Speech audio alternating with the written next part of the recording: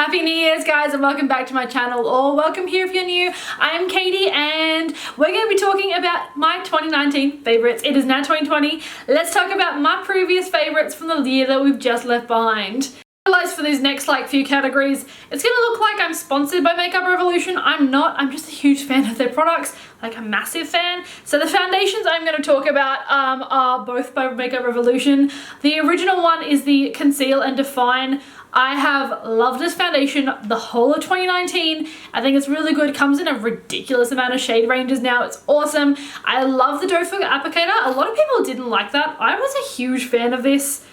And I think the coverage is spot on, exactly what I loved. I'm in the shade F7, perfect for me. It blends out seamlessly. You can sheer it out or build out to full coverage. I like a medium coverage, so I just did a swipe here, here, and here, and it's perfect. Loved it. But then Makeup Revolution brought out the Conceal and Hydrate version. Now, this is like the sister of this guy, but like, holy crap, I love both of these. I have a preference for this guy for some reasons, and then I have a preference for this guy in other reasons. So I love this one because I have dry skin and it makes it look so glowy and hydrated, and it's beautiful. But if I want something a bit more long wearing, this one is for it. So it depends what occasion I'm wearing, but I love absolutely both of these, and they're both like $15, so it's super affordable as well. I'm in F7 in both. Hydrate, so this is obviously the pairing for the foundation. However, I absolutely love this one rather than the original Conceal and Define concealer. This one is just perfect. I'm wearing it under my under eyes today. It sets down beautifully. I do set it with powder, but it's just amazing. Comes in a bazillion shades. I'm a C4.5 for like most of my face.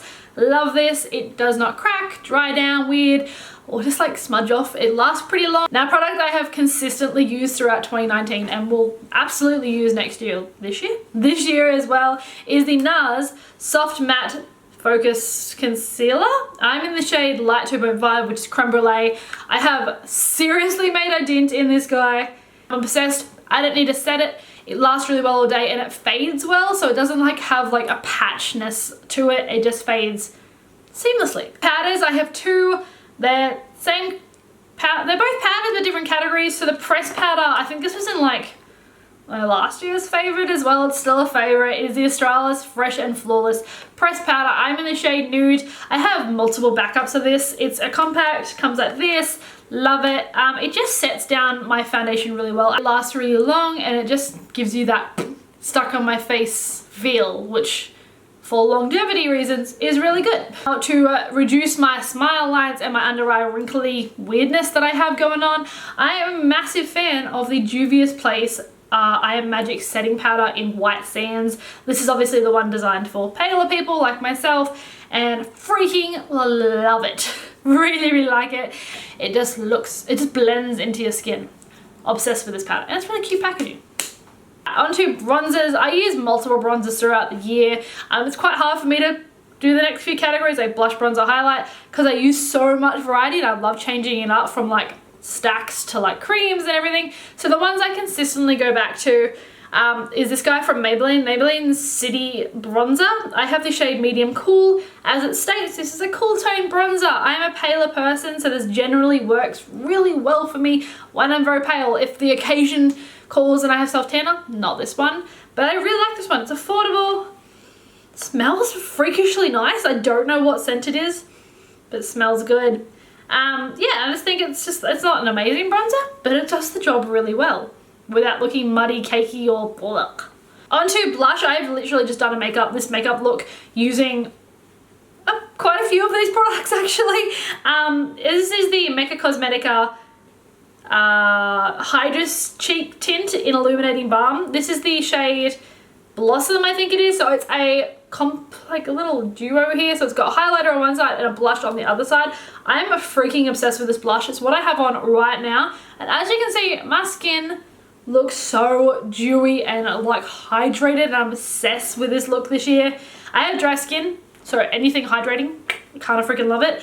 And it just leaves this beautiful like gloss, but it's dry to the touch. I'm obsessed with it. It's quite expensive though. I do love the fact you get both. The highlight is also what I'm wearing. Probably my favorite category ever is brows. I am a brow person. I love doing brows. I love everything about brows.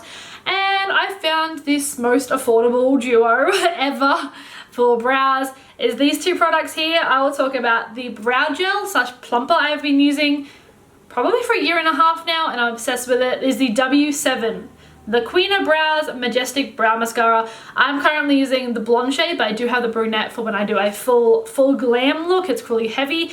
This is just amazing. It has a little wand on the end, so it doesn't get everywhere. It thickens your brows and adds a nicer shade of tint to them as well. I'm a brunette clearly, but I use the blonde shade because I like to have a more natural looking, like natural fluffy look, but obsessed with it. And the duo I've been using for the second part is the Makeup Revolution micro pencil. I think it's brunette. And I just use this to enhance the curve, like my arch, and fill in a little bit of the front. So I get this natural, awesome fluffy brow. Obsessed with it. This is 5, I think this is 8.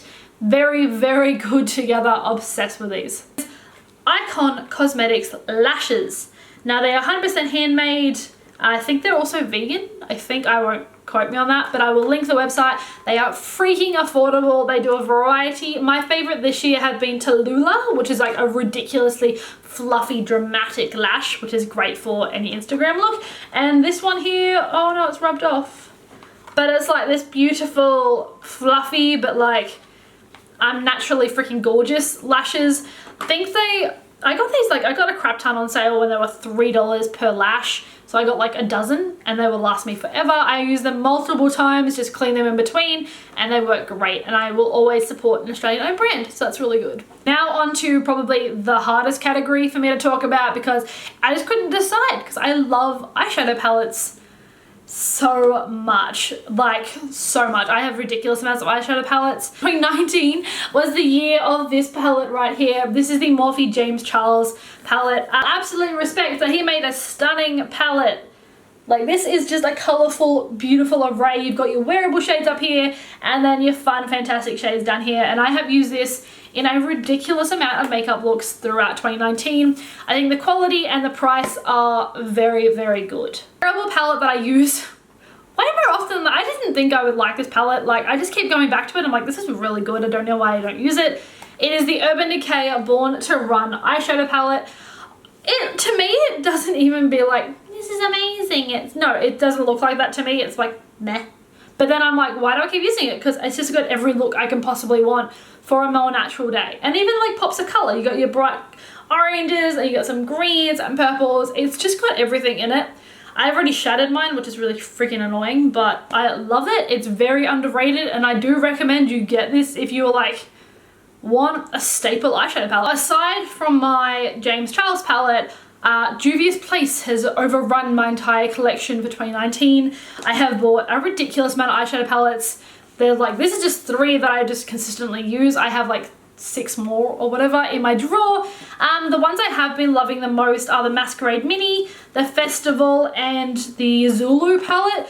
Because look how freaking stunning these shades are. That yellow is so pigmented. It's amazing. Okay, 2019 was really difficult to choose skincare because I bounce around my skincare a lot, and I found I didn't really have any staples because my skin was like ups and downs and it's in betweens all the time. But I did find an eye cream that I just fell in love with. It was amazing. It is the L'Oreal Age Perfect Intense Nourishing Balm eye cream thing. Comes in little pots. It's kind of annoying when you have nails, but apart from that, the product inside, freaking amazing. Hydrates your eyes. It doesn't promise to do anything else. Like it's an age rewind thing, but I don't have wrinkles yet.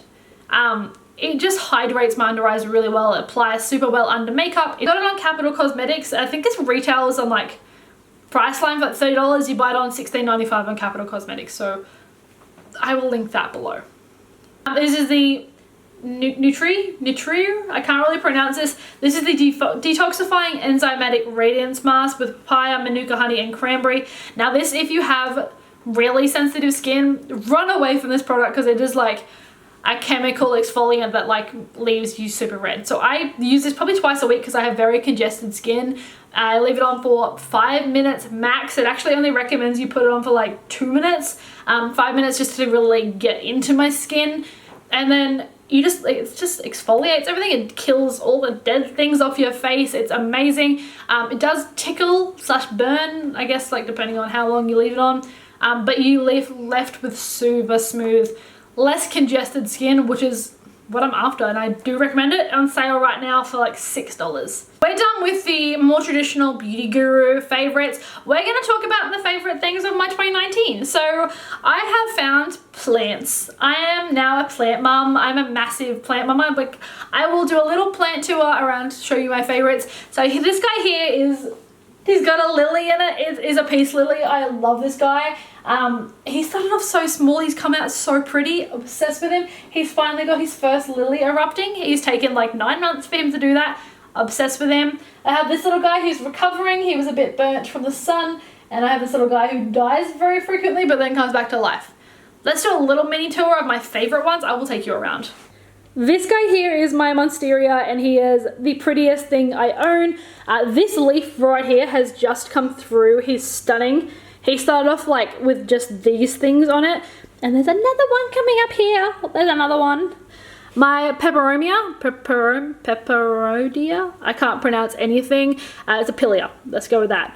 He has come along so well. I freaking love him. He's super pretty. This is an odd favorite, but it's actually cuttings of my pillias, and I do have a banana, like, what is it called? String of bananas in between. But look how well they're doing. They've got roots on them.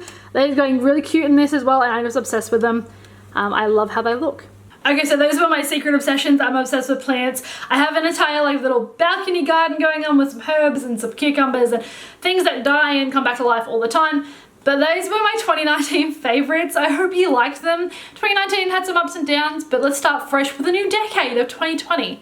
Anyway guys, I'll see you next time. Have a beautiful day, night, or wherever you are. Bye!